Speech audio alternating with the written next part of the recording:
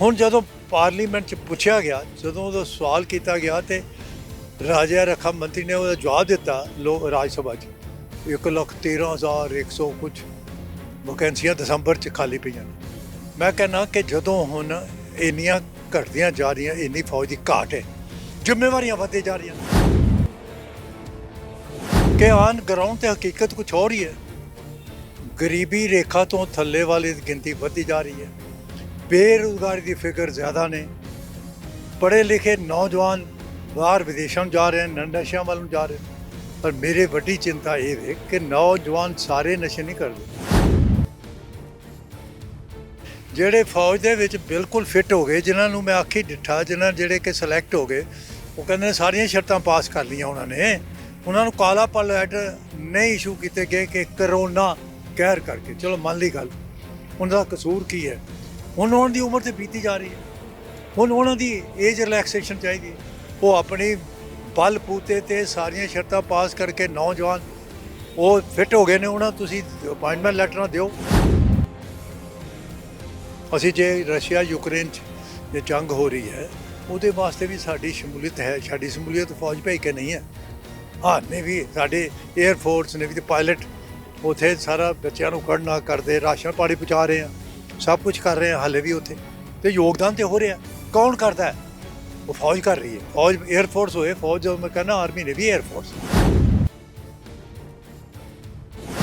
ਸਾਨੂੰ ਪਤਾ ਨਾ, ਅਸੀਂ ਜੰਤਰ ਮੰਤਰ ਦੇ ਕਿੰਨਾ ਧੱਕੇ ਖਾਦੇ, ਸਾਡੇ ਮੈਡਲ ਰੋਲੇ ਗਏ ਪੈਰਾਂ ਵਿੱਚ, ਰਾਸ਼ਟਰਪਤੀ ਨੂੰ ਦਿੱਤੇ ਗਏ, ਸਾਡੇ ਉੱਥੇ ਡੰਡੇ ਵਰਸਾਏ ਗਏ, ਸਾਡੀ ਜਿਹੜੀਆਂ ਮਹਿਲਾਵਾਂ ਫੌਜੀਆਂ ਦੀਆਂ ਮਹਿਲਾਵਾਂ ਉਹਨਾਂ ਦੇ ਤੇ ਇਹਨਾਂ ਨੇ ਡੰਡੇ ਫੇਰੇ। ਸੋ ਉਹ ਕੁਰਬਾਨੀਆਂ ਤੇ ਫੌਜ ਉੱਥੇ ਵੀ ਦਿੰਦੀ ਹੈ। ਕੋਈ ਮੁੱਦਾ ਉਠਾਉਂਦੇ ਨੇ ਤਾਂ ਫਿਰ ਪੰਜਾਬ ਨੁਕਸਾਨ, ਪੰਜਾਬੀ ਬੋਲੀ ਇਲਾਕਿਆਂ ਦੀ ਗੱਲ ਹੋ ਜਾਏ, ਪਹਿਲੀ ਗੱਲ ਹੈ ਸਾਡੇ ਸਿਆਸਤਦਾਨ ਦੇ ਟਾਈਮ ਸਿਰ ਕਰਦੇ ਨੇ, ਜਦੋਂ ਵੋਟਾਂ ਦੀ ਗੱਲ ਕਰਦੇ ਭੁੱਲ ਜਾਂਦੇ ਨੇ। ਫਿਰ ਸਾਰੇ ਪਾਸਿਓਂ ਦਬਾਅ ਪੰਜਾਬ 'ਤੇ ਹੀ ਪੈ ਰਿਹਾ, ਪਰ ਫੌਜ ਤੇ ਕੋਈ ਵਜ੍ਹਾ ਹੀ ਨਹੀਂ। ਇਹ ਕਹਿੰਦੇ ਨੇ ਯੋਗ ਨਹੀਂ ਹੈਗੇ, ਯੋਗ ਹੈਗੇ ਨੇ।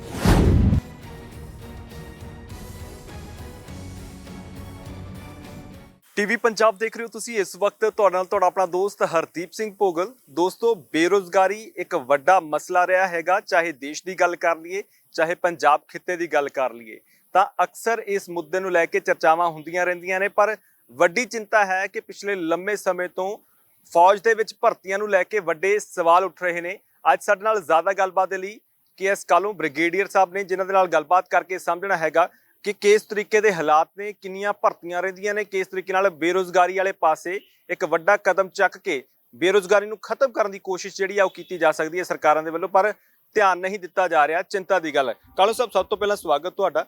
ਇਹ ਬੜਾ ਅਹਿਮ ਮਸਲਾ ਹੈਗਾ, ਰੁਜ਼ਗਾਰ ਨੂੰ ਲੈ ਕੇ ਸਰਕਾਰਾਂ ਦਾਅਵੇ ਤਾਂ ਕਰਦੀਆਂ ਰਹਿੰਦੀਆਂ, 2 ਕਰੋੜ ਨੌਕਰੀਆਂ ਦੇਣੀਆਂ ਨੇ, ਅਸੀਂ ਲੱਖਾਂ ਦੇ ਵਿੱਚ ਨੌਕਰੀਆਂ ਦੇਣੀਆਂ ਨੇ, ਪਰ ਇੱਕ ਬੜਾ ਅਹਿਮ ਮਸਲਾ ਕਿ ਫੌਜ ਦੇ ਵਿੱਚ ਭਰਤੀ ਨੂੰ ਲੈ ਕੇ ਇੱਕ ਵੱਡਾ ਖਲਾਅ ਪੈਦਾ ਹੋ ਗਿਆ, ਜਿਹੜਾ ਮਸਲਾ ਤੁਸੀਂ ਚੁੱਕ ਰਹੇ ਹੋ। Thank you very much. ਇਹ ਕਹਿਣ ਦੀਆਂ ਗੱਲਾਂ ਕੁਝ ਹੋਰ ਹੁੰਦੀਆਂ ਨੇ, ਹਾਥੀ ਦੇ ਦੰਦ ਖਾਣ ਨੂੰ ਹੋਰ ਤੇ ਦਿਖਾਉਣ ਨੂੰ ਹੋਰ ਹੁੰਦੇ ਨੇ। ਇਹ ਰੌਲਾ ਤੇ ਪਾਈ ਜਾਂਦੇ ਨੇ। ਜੋ ਤੁਸੀਂ ਕਿਹਾ ਬਿਲਕੁਲ ਠੀਕ ਹੈ, ਦਾਅਵੇ ਕਰਦੇ ਨੇ, ਪਰ ਅਸੀਂ ਕਹਿਣਾ ਚਾਹੁੰਦੇ ਹਾਂ ਕਿ ਆਨ ਗਰਾਊਂਡ ਤੇ ਹਕੀਕਤ ਕੁਝ ਹੋਰ ਹੀ ਹੈ। ਗਰੀਬੀ ਰੇਖਾ ਤੋਂ ਥੱਲੇ ਵਾਲੀ ਦੀ ਗਿਣਤੀ ਵੱਧਦੀ ਜਾ ਰਹੀ ਹੈ, ਬੇਰੁਜ਼ਗਾਰੀ ਦੀ ਫਿਗਰ ਜ਼ਿਆਦਾ ਨੇ, ਪੜ੍ਹੇ ਲਿਖੇ ਨੌਜਵਾਨ ਬਾਹਰ ਵਿਦੇਸ਼ਾਂ ਨੂੰ ਜਾ ਰਹੇ ਨੇ, ਨਸ਼ਿਆਂ ਵੱਲ ਨੂੰ ਜਾ ਰਹੇ ਨੇ। ਪਰ ਮੇਰੇ ਵੱਡੀ ਚਿੰਤਾ ਇਹ ਹੈ ਕਿ ਨੌਜਵਾਨ ਸਾਰੇ ਨਸ਼ੇ ਨਹੀਂ ਕਰਦੇ। ਜਿਹੜੇ ਫੌਜ ਦੇ ਵਿੱਚ ਬਿਲਕੁਲ ਫਿੱਟ ਹੋ ਗਏ, ਜਿਨ੍ਹਾਂ ਨੂੰ ਮੈਂ ਆਖੀ ਡਿੱਠਾ, ਜਿਹੜੇ ਕਿ ਸਿਲੈਕਟ ਹੋ ਗਏ, ਉਹ ਕਹਿੰਦੇ ਨੇ ਸਾਰੀਆਂ ਸ਼ਰਤਾਂ ਪਾਸ ਕਰ ਲਈਆਂ ਉਹਨਾਂ ਨੂੰ ਕਾਲਾ ਪਲ ਲੈਟਰ ਨਹੀਂ ਇਸ਼ੂ ਕੀਤੇ ਗਏ ਕਿ ਕਰੋਨਾ ਕਹਿਰ ਕਰਕੇ। ਚਲੋ ਮੰਨ ਲਈ ਗੱਲ, ਉਹਨਾਂ ਦਾ ਕਸੂਰ ਕੀ ਹੈ? ਹੁਣ ਉਹਨਾਂ ਦੀ ਉਮਰ ਤੇ ਬੀਤੀ ਜਾ ਰਹੀ ਹੈ, ਹੁਣ ਉਹਨਾਂ ਦੀ ਏਜ ਰਿਲੈਕਸੇਸ਼ਨ ਚਾਹੀਦੀ ਹੈ। ਇਹ ਤੇ ਇੱਕ ਰੁਜ਼ਗਾਰ, ਇੱਕ ਬਹੁਤ ਸੋਹਣਾ ਮੌਕਾ, ਫੌਜ ਜਿਹੜੀ ਹੈ ਪੰਜਾਬੀਆਂ ਦਾ ਇੱਕ ਬਹੁਤ ਵੱਡਾ, ਮੈਂ ਸਮਝਾਂ ਇੱਕ ਕਿੱਤਾ, ਇੱਕ ਪ੍ਰੋਫੈਸ਼ਨ ਆਫ ਆਰਮ ਜਿਹਨੂੰ ਕਹੀ ਜਾਂਦਾ, ਉਹ ਫੌਜੀਆਂ ਦਾ, ਪੰਜਾਬੀਆਂ ਦਾ ਇਹ ਹੈਗਾ ਫੌਜ।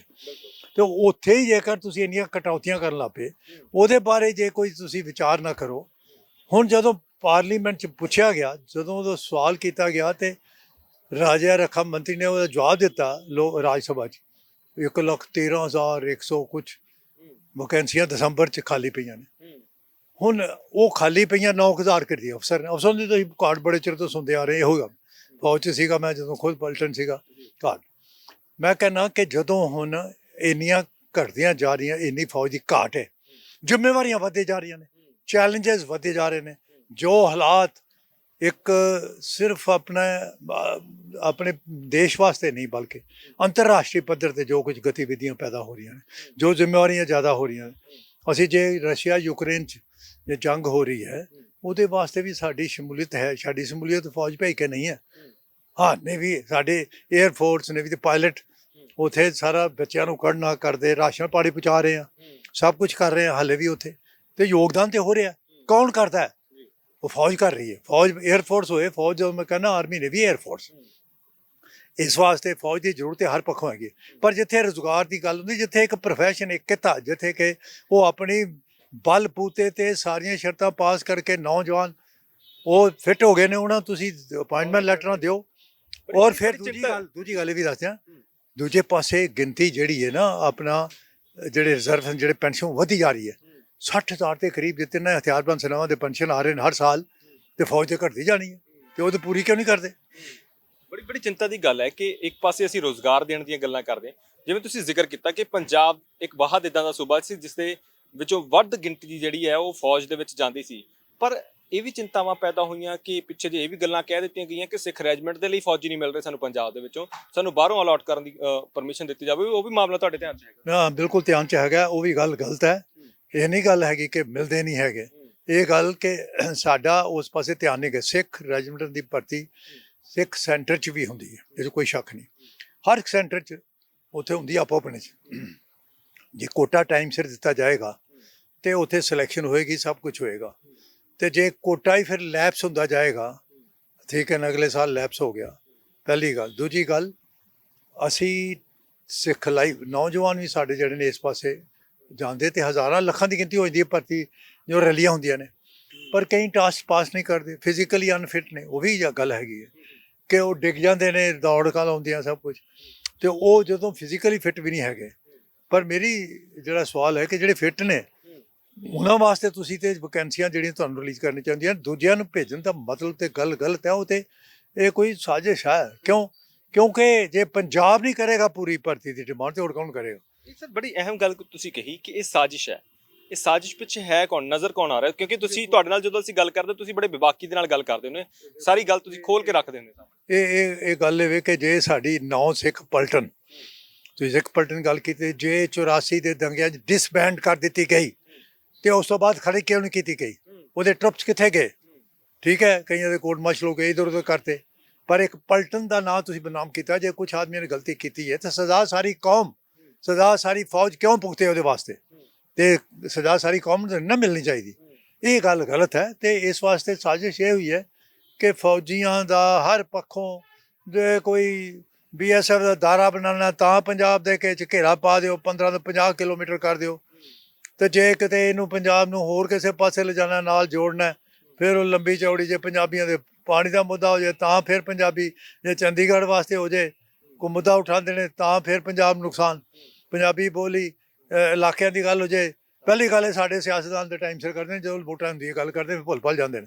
ਫਿਰ ਸਾਰੇ ਪਾਸਿਓਂ ਦਬਾਅ ਪੰਜਾਬ ਤੇ ਹੀ ਪੈ ਰਿਹਾ, ਪਰ ਫੌਜ ਤੇ ਕੋਈ ਵਜ੍ਹਾ ਹੀ ਨਹੀਂ।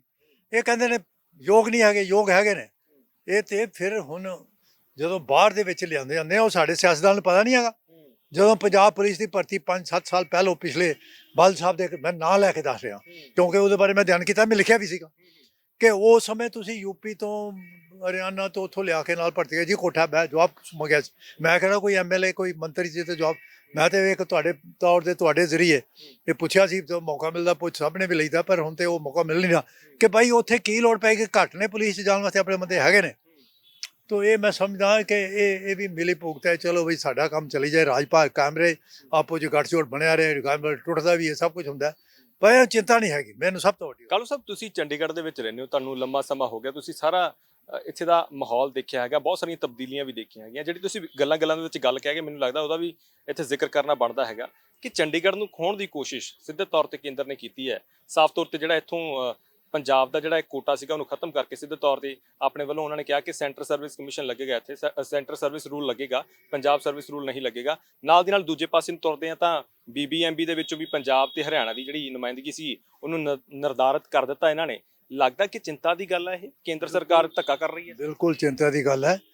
ਇਹ ਜੋ ਇਹਨਾਂ ਨੂੰ ਕਾਨੂੰਨ ਸੂਟ ਕਰਦੇ, ਜੋ ਇਹਨਾਂ ਨੂੰ ਉਹਦੇ ਹਿਸਾਬ ਨਾਲ ਚੱਲਦੇ ਨੇ। ਕੀ ਵਜ੍ਹਾ BBMB ਦੇ ਵਿੱਚ ਆਪਣੀ ਭਾਗੀਦਾਰੀ ਨੂੰ ਕੱਟਣ ਦਾ ਕੀ ਵਜ੍ਹਾ? ਭਾਖੜਾ ਡੈਮ ਬਣਿਆ ਪੰਜਾਬ ਦੀ ਧਰਤੀ ਤੇ ਬਣਿਆ, ਸਭ ਤੋਂ ਵੱਡਾ ਡੈਮ ਜਿਹੜਾ ਪਹਿਲੋਂ ਬਣਿਆ ਆਪਣੇ ਦੇਸ਼, ਉਹ ਭਾਖੜਾ ਡੈਮ। ਠੀਕ ਹੈ, ਹੁਣ ਉੱਥੇ ਕਈ ਉਜਾੜੇ ਗਏ ਪਿੰਡ ਪੰਜਾਬੀ ਸਨ। ਠੀਕ ਹੈ, ਅਨਡਿਵਾਈਡਡ ਪੰਜਾਬ ਸੀਗਾ, ਬਾਅਦ ਚ ਬਣ ਗਿਆ। ਠੀਕ ਹੈ, ਹਿਮਾਚਲ ਹੀ ਬਣ ਗਿਆ। ਹੁਣ ਜੇ ਤੁਸੀਂ ਆਪਣੇ ਅਫਸਰਸ਼ਾਹੀ ਵੀ ਇੱਥੇ ਧੇਰ ਧਕੇਲਦੇ ਹੋ, ਇੱਥੇ ਪਿੰਡਾਂ ਵਿੱਚ ਤੁਸੀਂ ਪੰਜਾਬੀ ਲਾਗੂ ਨਹੀਂ ਕਰਨ ਦਿੰਦੇ, ਆਪਣੀ ਮਾਤ ਭਾਸ਼ਾ, ਸਾਡੀ ਮਾਂ ਬੋਲੀ, ਤੇ ਇਹ ਕੋਈ ਸਾਜ਼ਿਸ਼ ਨਹੀਂ ਤੇ ਹੋਰ ਕੀ ਹੈ? ਕਿਉਂ ਕਰਦੇ ਤਾਂ? ਦੂਸਰਾ ਕਹਿੰਦਾ ਪਾਣੀ ਦਾ ਮਸਲਾ ਆ ਜਾਂਦਾ, ਜਾਂ ਦੂਜੇ ਕਹਿੰਦੇ ਜੀ ਸਾਡਾ ਹੁਣ ਕੈਪੀਟਲ ਬਣੀ ਕਿਹਦੀ ਜ਼ਮੀਨ ਤੇ ਬਣੀ, ਕਿਹਦੀ ਧਰਤੀ ਤੇ ਬਣੀ? ਇਹ ਪੰਜਾਬ ਦੀ ਸੀ। ਪੰਜਾਬੀ ਪਿੰਡ ਉਜਾੜੇ ਗਏ, ਵਸਦੇ ਨੂੰ ਪਿੰਡਾਂ ਨੂੰ ਉਜਾੜਿਆ ਗਿਆ, ਧੱਕੇ ਨਸੀਬ ਹੋਏ, ਕੋਈ ਕੰਪਨਸੇਸ਼ਨ ਉਸ ਲਈ ਕੁਝ ਮਿਲਿਆ ਨਹੀਂ। ਤੇ ਫਿਰ ਹੁਣ ਤੁਸੀਂ ਪੰਜਾਬ ਨੂੰ ਕਹਿੰਦੇ ਚੰਡੀਗੜ੍ਹ ਜਿਹੜਾ ਕਿ ਇਹਦੇ ਸਾਰਿਆਂ ਦਾ ਸਾਂਝਾ ਹੈਗਾ। ਇਹ ਕਿਉਂ ਨਹੀਂ ਇੰਨਾ ਕੁਛ ਆਲੇ ਦੁਆਲੇ ਬਣ ਚੁੱਕਿਆ?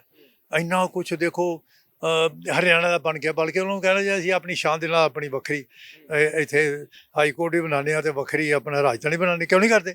ਸਾਰਾ ਲੋਡ ਚੰਡੀਗੜ੍ਹ ਤੇ ਪੈ ਰਿਹਾ। ਦੇਖੋ ਜਿੰਨੇ ਪੈਰੀਫਰੀ 'ਚ ਟਰਾਈ ਸਿਟੀ ਹੈਗੇ, ਬਾਕੀ ਦੂਰ ਦਰਾਡਿਆਂ ਤੇ ਅੰਬਾਲਾ ਤੇ ਸਾਰੇ ਐਜੂਕੇਸ਼ਨ ਫੈਸਿਲਿਟੀ ਸਾਰੇ ਇੱਥੇ ਬੈਸਟ ਆਫ ਦੀ ਇੰਸਟੀਚਿਊਸ਼ਨ ਹੈਗੇ ਨੇ। ਹਸਪਤਾਲ ਇੱਥੇ, PGI ਇੱਥੇ, ਵੱਡੇ ਵੱਡੇ ਹਸਪਤਾਲ, ਸਾਰਾ ਲੋਡ ਸੜਕਾਂ ਦੇ ਵੀ ਭਾਰ ਸਭ ਕੁਝ ਚੰਡੀਗੜ੍ਹ ਤੇ। ਜੋ ਚੰਡੀਗੜ੍ਹ ਦੇ ਨਾਂ ਦੇਣ ਦੀ ਗੱਲ ਹੁੰਦੀ ਹੈ ਤੇ ਫਿਰ ਚੰਡੀਗੜ੍ਹ UT ਬਣਿਆ ਜੀ, ਇਹ UT ਠੀਕ ਹੈ। ਇਹ ਸਾਰਾ ਕੁਝ ਡਿਵਾਈਡ ਬਈ ਇੱਥੇ ਰਾਜ ਭਾਗ ਕਾਇਮ ਰਹੇ, ਫਿਰ ਉਹ ਮੋੜ ਤੋੜ ਦੀ ਗੱਲ ਹੁੰਦੀ ਹੈ। ਤੇ ਮੈਂ ਸਮਝਦਾ ਹਾਂ ਕਿ ਇਹਦੇ 'ਚ ਸਿਆਸਤਦਾਨਾਂ ਦੇ ਵਿੱਚ ਹੈਗਾ, ਉਹਨੂੰ ਪਤਾ ਹੈਗਾ, ਤੇ ਇਸ ਵਾਸਤੇ ਇਹਦਾ ਕੰਸਰਨ ਦਿਲੋਂ ਜਿਉਂ ਤੇ ਕਰਨੀ ਹੋਏਗਾ। ਹੁਣ ਸਰਕਾਰ ਨੇ ਕਹਿ ਦੇ ਦਿੱਤਾ, ਪਰ ਕੀ ਉੱਥੇ ਹੁਣ ਜਿਹੜੀ ਡਾਇਰੈਕਸ਼ਨ ਇਹਨਾਂ ਦੀਆਂ ਵੀ ਕਹਿੰਦੇ ਸੀ, ਬਾਕੀ ਤੇ ਉੱਥੇ ਦਿੱਲੀ ਨੇ, ਇਹਨਾਂ ਦੀ ਦਿੱਲੀ ਹੋ ਗਈ ਹੁਣ ਸਰਕਾਰ, ਆਮ ਆਦਮੀ ਪਾਰਟੀ ਦੀ ਹੁਕਮ ਤੇ ਉੱਥੋਂ ਆਉਂਦੇ ਨੇ। ਹੁਣ ਉੱਥੇ ਕੁਝ ਉਹਨਾਂ ਦਾ ਜਦੋਂ ਹਰਿਆਣਾ 'ਚ ਉਹਨਾਂ ਸਰਕਾਰ ਉੱਥੇ ਗੱਲ ਹੋ ਰਿਹਾ, ਇੱਥੇ ਪੰਜਾਬ ਦੀ ਗੱਲ ਹੋ ਰਹੀ। ਮੈਂ ਉਹੀ ਜ਼ਿਕਰ ਕਰਨ ਲੱਗਾ ਸੀਗਾ ਕਿ ਥੋੜੀ ਜੀ ਸੂਬਾ ਸਰਕਾਰ ਦੀ ਵੀ ਗੱਲ ਕਰ ਲਈਏ। ਨਵੀਂ ਸਰਕਾਰ ਬਣੀ ਹੈ, ਤੁਹਾਡਾ ਧਿਆਨ ਬੜਾ ਰਹਿੰਦਾ ਕਿਉਂਕਿ ਤੁਸੀਂ ਫੌਜ ਦੇ ਰਿਟਾਇਰਡ ਆਫੀਸਰ ਹੋ ਤੇ ਤੁਹਾਡਾ ਨਜ਼ਰ ਰਹਿੰਦੀ ਹੈ, ਕਿਉਂਕਿ ਫੌਜ ਦੇ ਮਸਲਿਆਂ ਨੂੰ ਤੁਸੀਂ ਚੱਕਣਾ, ਜਿਹੜੇ ਰਿਟਾਇਰਡ ਹੋ ਗਏ ਉਹਨਾਂ ਦੇ ਮਸਲਿਆਂ ਨੂੰ ਵੀ ਚੱਕਦੇ, ਪੈਨਸ਼ਨਰਾਂ ਦੇ ਮਸਲੇ ਵੀ ਚੱਕਦੇ ਰਹੇ ਹੋ। 1 ਰੈਂਕ 1 ਪੈਨਸ਼ਨ ਦਾ ਜਦੋਂ ਮੁੱਦਾ ਚੱਲਿਆ ਉਹਦੇ ਵਿੱਚ ਵੀ ਤੁਸੀਂ ਆਪਣੀ ਅਹਿਮ ਭੂਮਿਕਾ ਨਿਭਾਈ। ਇਹ ਪੰਜਾਬ ਦੀ ਸਰਕਾਰ ਜਿਹੜੀ ਇਸ ਵੇਲੇ ਹੈਗੀ ਆ, ਨਜ਼ਰ ਆ ਰਿਹਾ ਕਿ ਚੰਗਾ ਭਵਿੱਖ ਮਿਲ ਜੂਗਾ ਪੰਜਾਬੀਆਂ ਨੂੰ, ਜਾਂ ਫਿਰ ਭਗਵੰਤ ਮਾਨ ਤੋਂ ਹੱਲੇ ਤੁਹਾਨੂੰ ਸ਼ੰਕੇ ਨੇ, ਸਵਾਲ? ਦੇਖੋ ਹਾਲੇ ਬੜਾ ਥੋੜਾ ਟਾਈਮ ਹੋਇਆ, ਟਾਈਮ ਤੇ ਦੇਣਾ ਚਾਹੀਦਾ। ਐਕਚੁਅਲੀ ਜਨਤਾ ਨੇ ਜਿਹੜਾ ਇਹ ਫੈਸਲਾ ਲਿਆ ਨਾ, ਇਹ ਬਦਲਾਅ ਦਾ ਫੈਸਲਾ ਬੜੀ ਜਨਤਾ ਨੇ ਲਿਆ। ਬੜਾ ਕੁਝ ਹੋਇਆ, ਬੜੇ ਵਾਅਦੇ ਕੀਤੇ ਗਏ, ਬੜੇ ਕੁਝ ਵੰਡੇ ਗਏ, ਨਾਮ ਬੜਾ ਕੁਝ ਹੋਇਆ, ਮਗਰ ਜਨਤਾ ਨੇ ਦੇਖਣਾ ਸੀ ਕਿ ਸਾਡੀ ਅਸਲੀ ਭਲਾਈ ਕੌਣ ਕਰਦਾ। ਉਹਨਾਂ ਨੇ ਬਦਲਾਅ ਕੀਤਾ, ਉਮੀਦਾਂ ਆਸਾਂ ਬਹੁਤ ਨੇ, ਮਗਰ ਪੈਸਾ ਕਿੱਥੇ? ਬਜਟ ਪੈਸਾ ਕਿੱਥੇ? ਕਿੱਥੋਂ ਆਏਗਾ? ਖੋਖਲੇ ਵਾਅਦੇ ਨਾ ਰਹਿ ਜਾਣ ਕਿਤੇ। ਜੇ ਥੱਲੇ ਪਿੰਡਾਂ ਤੱਕ ਉਹਨਾਂ ਦੀ ਭਲਾਈ ਨਹੀਂ ਹੁੰਦੀ, ਜੇ ਪਿੰਡਾਂ 'ਚ ਕੋਈ ਛੱਪੜ ਬਣਨੇ ਸੀ ਉਹ ਨਹੀਂ ਹੋਏ, ਜੇ ਕੋਈ ਉੱਥੇ ਸਿਹਤ ਸਹੂਲਤਾਂ ਨਹੀਂ ਹੈਗੀਆਂ, ਕਹਿੰਦੇ ਤੇ ਹੈ ਨੇ ਐਜੂਕੇਸ਼ਨ ਕਰਾਂਗੇ। ਦਿੱਲੀ ਮਾਡਲ, ਦਿੱਲੀ ਗੱਲ ਹੋ ਰਹੇ, ਇੱਥੇ ਗੱਲ ਹੋ ਰਹੇ, ਪਰ ਚਲੋ ਮੌਕਾ ਦੇਣਾ ਚਾਹੀਦਾ। ਪਰ ਜਿੱਥੋਂ ਤੱਕ ਮੈਂ ਗੱਲ ਕਰਨਾ ਚਾਹੁੰਦਾ, ਫੌਜੀ ਮਹਿਕਮੇ, ਕਿਉਂਕਿ ਮੈਂ ਸੈਨਿਕ ਭਲਾਈ ਮਹਿਕਮੇ ਦਾ ਹੈਡ ਰਹਿ ਚੁੱਕਾ ਪੰਜਾਬ ਦਾ, ਮੈਂ ਗਰਾਊਂਡ 'ਤੇ ਜਦੋਂ ਦੇਖਦਾ, ਮੈਂ ਪੜ੍ਹਿਆ ਲਿਖਿਆ ਸਭ ਕੁਝ ਉੱਥੇ ਹੀ, ਮੈਂ ਭਰਤੀ ਵੀ ਉੱਥੋਂ ਹੀ ਹੋਇਆ, ਕਾਦੀਆਂ ਪੜ੍ਹਿਆ ਮੈਂ, ਉਦੋਂ ਫੱਟੀ ਲੈ ਕੇ ਜਾਂਦੇ ਜਦੋਂ ਅਸੀਂ ਪੜ੍ਹਦੇ ਹੁੰਦੇ ਸੀ। ਮੈਂ ਕਹਿਣ ਲੱਗਾ ਕਿ ਅਗਰ ਜਿਹਨੇ ਭਲਾਈ ਕਰਨੀ ਹੈ, ਉਹ ਮਹਿਕਮੇ 'ਚ ਸਟਰੈਂਥ ਹੀ ਨਹੀਂ ਹੈਗੀ। ਮੈਂ ਗਿਆ ਉੱਥੇ ਗੁਰਦਾਸਪੁਰ, ਜ਼ਿਲ੍ਹਾ ਸੈਨਿਕ ਭਲਾਈ ਦਫ਼ਤਰ, ਕਹਿੰਦੇ ਜੀ ਉਹ ਤੇ ਦੂਜੇ ਜ਼ਿਲ੍ਹੇ, ਮੈਂ ਕੀ ਕਹਿੰਦਾ, ਉਹ 4 ਜ਼ਿਲ੍ਹੇ ਨੇ। ਉੱਥੇ ਵਿਧਵਾਵਾਂ ਖੜੀਆਂ ਸਨ, ਉੱਥੇ ਜਿਨ੍ਹਾਂ ਨੇ ਕਾਰਡ ਬਣਾਏ ਉਹ ਖੜੋਤੇ ਸਨ। ਉਹਦੇ ਕੋਲ ਗੁਰਦਾਸਪੁਰ, ਉਹਦੇ ਕੋਲ ਪਠਾਨਕੋਟ, ਉਹਦੇ ਕੋਲ ਜਲੰਧਰ, ਉਹਦੇ ਕੋਲ ਕਪੂਰਥਲਾ ਵੀ। ਜੇ 4 ਜ਼ਿਲ੍ਹੇ ਇੱਕ ਅਫਸਰ ਨੇ ਸੰਭਾਲਨੇ ਨੇ, ਉਹ ਭਲਾਈ ਕੀ ਹੋਏਗੀ ਸੈਨਿਕਾਂ ਦੀ? ਕੋਈ ਰਹਿ ਜਾਣਗੇ? ਕਿਸੇ ਨੂੰ ਸਰਟੀਫਿਕੇਟ ਚਾਹੀਦਾ ਹੈ ਆਪਣਾ ਡਿਪੈਂਡੈਂਸੀ ਦਾ, ਨੌਕਰੀ ਵਾਸਤੇ ਅਪਲਾਈ ਕਰਨਾ, ਤੇ ਉਹ ਤੇ ਫਿਰ ਕਿੱਦਾਂ ਗਿਆ? ਇਸ ਵਾਸਤੇ ਇੱਧਰ ਵੀ ਧਿਆਨ ਦੇ। ਸੈਨਿਕ ਭਲਾਈ ਦੀ ਬਹੁਤ ਵੱਡਾ ਜ਼ਰੂਰਤ ਹੈ, ਬਹੁਤ ਵੱਡਾ ਇਹ ਦਾਇਰਾ ਹੈਗਾ, ਬਹੁਤ ਵੱਡੀ ਸਟਰੈਂਥ ਹੈਗੀ ਹੈ। ਔਰ ਸਾਡੇ ਵੀ ਕਈ ਸੈਨਿਕ ਉੱਭਰ ਕੇ ਸਿਆਸਤ 'ਚ ਆ ਰਹੇ ਨੇ, ਪਰ ਜ਼ਰੂਰਤ ਹੈਗੀ ਆਪਣੇ ਸਾਂਝੇ ਮਸਲਿਆਂ, ਸਾਂਝਾ ਮਸਲਾ ਹੈ ਇਹ। ਸਾਂਝਾ ਮਸਲਾ ਸਿਰਫ ਫੌਜ ਦਾ ਨਹੀਂ, ਨੌਜਵਾਨ ਦੀ ਭਲਾਈ, ਨੌਜਵਾਨ ਦੀ ਬੇਰੁਜ਼ਗਾਰੀ ਦਾ ਮਸਲਾ, ਨਸ਼ਿਆਂ ਦਾ ਮਸਲਾ ਹੋਏ, ਇਹ ਦੇਸ਼ ਵਾਸੀਆਂ ਦਾ, ਇਹ ਪੰਜਾਬੀ ਸਰਕਾਰ ਦਾ ਨਹੀਂ ਕਿ ਪੰਜਾਬ ਸਰਕਾਰ ਦਾ ਜਾਂ ਪੰਜਾਬੀਆਂ ਦਾ, ਸਾਰੇ ਸਮਾਜ ਦਾ ਮਸਲਾ ਹੈ। ਅਸੀਂ ਕਿਉਂ ਆਵਾਜ਼ ਉਠਾਉਂਦੇ ਹਾਂ ਕਿ ਸਾਨੂੰ ਦਰਦ ਹੈ ਜਿਸ ਸਮਾਜ ਤੋਂ ਅਸੀਂ ਪੈਦਾ ਹੋਏ, ਜਿਸ ਸਮਾਜ ਗੁਰੂ ਦੀ ਕਿਰਪਾ ਨਾਲ ਇੱਥੋਂ ਤੱਕ ਪਹੁੰਚੇ। ਤੇ ਮੈਂ ਆਪਣੇ ਆਪ ਨੂੰ ਸਵਾਲ ਕਰਦਾ ਕਿ ਮੈਂ ਕੀ ਯੋਗਦਾਨ ਪਾਇਆ ਆਪ ਸਮਾਜ ਵਾਸਤੇ, ਮੈਂ ਕੀ ਕਰ ਸਕਦਾ। ਇਸ ਵਾਸਤੇ ਮੈਂ ਤੁਰਿਆ ਫਿਰਦਾ। ਕਾਲੂ ਸਾਹਿਬ, ਜੇ ਤੁਸੀਂ ਅੱਜ ਆਪਣੇ ਵੱਲੋਂ ਆਵਾਜ਼ ਮੀਡੀਆ ਦੇ ਜ਼ਰੀਏ ਬੁਲੰਦ ਕਰਨ ਦੀ ਕੋਸ਼ਿਸ਼ ਕੀਤੀ ਹੈ, ਵੱਖ-ਵੱਖ ਅਖਬਾਰਾਂ ਦੇ ਵਿੱਚ ਤੁਹਾਡੇ ਆਰਟੀਕਲ ਵੀ ਛਪੇ ਨੇ ਇਸੇ ਮਸਲੇ ਨੂੰ ਲੈ ਕੇ, ਤਾਂ ਬਹੁਤ ਸਾਰੇ ਲੋਕ ਮੈਨੂੰ ਲੱਗਦਾ ਕਿ ਇਸ ਨੂੰ ਗੰਭੀਰਤਾ ਦੇ ਨਾਲ ਦੇਖ ਰਹੇ ਨੇ। ਪਰ ਜੇ ਸਰਕਾਰ ਗੰਭੀਰਤਾ ਨਾਲ ਨਹੀਂ ਦੇਖਦੀ ਤਾਂ ਤੁਹਾਡੀ ਜਥੇਬੰਦੀ ਜਾਂ ਤੁਸੀਂ ਜਿਹੜੇ ਕੋਸ਼ਿਸ਼ਾਂ ਕਰ ਰਹੇ ਹੋ, ਤੁਸੀਂ ਆਪਣੇ ਫਰੰਟ ਦੇ ਨਾਲ ਵੀ ਗੱਲਬਾਤ ਕਰਕੇ ਲਗਾਤਾਰ ਚੱਲਦੇ ਹੋ, ਅਗਲਾ ਐਕਸ਼ਨ ਕੀ ਰਹਿਣ ਵਾਲਾ? ਹੁਣ ਤਾਂ ਤੁਸੀਂ ਮੀਡੀਆ ਦੇ ਜ਼ਰੀਏ ਇੱਕ ਵਾਰੀ ਆਪਣਾ ਸੁਨੇਹਾ ਪਹੁੰਚਾਤਾ ਸਰਕਾਰ ਤੱਕ ਵੀ ਇੱਧਰ ਧਿਆਨ ਦੇਣਾ ਚਾਹੀਦਾ। ਮੈਂ ਇਹ ਸੋਚਿਆ, ਠੀਕ ਹੈ, ਮੈਂ ਇਹ 'ਤੇ ਕੰਮ ਕਰ ਰਿਹਾ ਕਿ ਇਹ ਇੱਕ ਮੈਮੋਰੈਂਡਮ ਗਵਰਨਰ ਸਾਹਿਬ ਨੂੰ ਦਿੱਤਾ ਜਾਏ, ਠੀਕ ਹੈ, ਔਰ ਸਾਡੀ ਜਿਹੜੀ ਅਸਲ ਆਵਾਜ਼ ਹੈ supreme commander of the armed forces ਜਿਹੜੇ ਨੇ ਰਾਸ਼ਟਰਪਤੀ, ਉਹ ਨੇ, ਉਹਨਾਂ ਪਾਸ ਪਹੁੰਚਾਈ ਜਾਏ।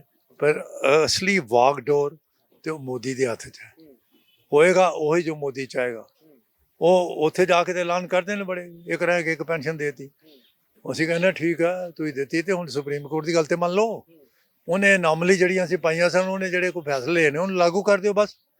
ਅਸੀਂ ਤਾਂ ਚੈਲੰਜ ਨਹੀਂ ਕਰਦੇ ਮੋਦੀ ਨੂੰ, ਦਿੱਤੀ ਇਹ ਸਾਨੂੰ ਪਤਾ ਕਿੱਦਾਂ ਲਈ ਅਸੀਂ ਸਾਨੂੰ ਪਤਾ ਨਾ, ਅਸੀਂ ਜੰਤਰ ਮੰਤਰ ਦੇ ਕਿੱਦਾਂ ਧੱਕੇ ਖਾਦੇ, ਸਾਡੇ ਮੈਡਲ ਰੋਲੇ ਗਏ ਪੈਰਾਂ ਵਿੱਚ, ਰਾਸ਼ਟਰਪਤੀ ਨੂੰ ਦਿੱਤੇ ਗਏ, ਸਾਡੇ ਉੱਥੇ ਡੰਡੇ ਵਰਸਾਏ ਗਏ, ਸਾਡੀ ਜਿਹੜੀਆਂ ਮਹਿਲਾਵਾਂ ਫੌਜੀਆਂ ਦੀਆਂ ਮਹਿਲਾਵਾਂ ਉਹਨਾਂ ਦੇ ਤੇ ਇਹਨਾਂ ਨੇ ਡੰਡੇ ਫੇਰੇ।